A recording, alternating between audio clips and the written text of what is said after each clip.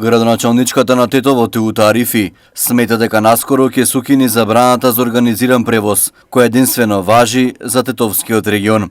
Но сакам да го подвлечам фактот дека таа мерка, значи, може да се укине само по барање, значи, на комисијата, државната комисија за болести. Така да додека не се створени условите, сигурно и тие нема да предложат намалување или либерализација на таа мерка.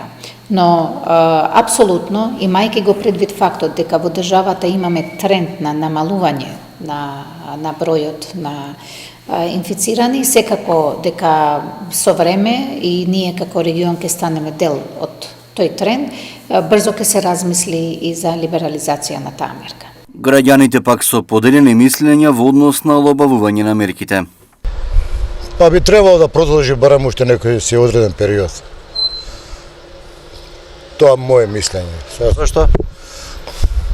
Па секој ден варираат болни луѓе се од зараза. Некој пат нема, некој пат има повеќе него што треба да има. По мене бар така мисла. Олабави мерките во однос на полициски час, работа на објект. Да, треба да се олабави. Ова више претеризам. Да треба да ги олабави мерките во однос на полициски час, работа на трговски и слично. Да, би требало мало да ги олабави.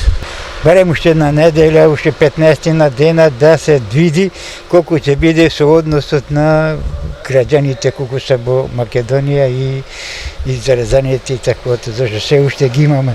Може би сега еве со пуштање во и на православната црква што праше и сега џамиеве што се пуштени, може би ќе допринесе да се појави уште поголем.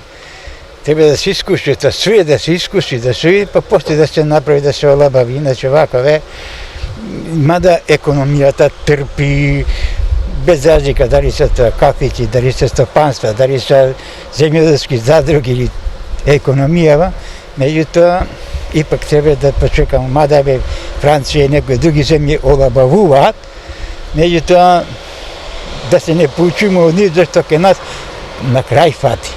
Досега во Тетовско-гостиварскиот регион се евидентирани 135 лица заразени со COVID-19, повеќе од половина се веќе излечени.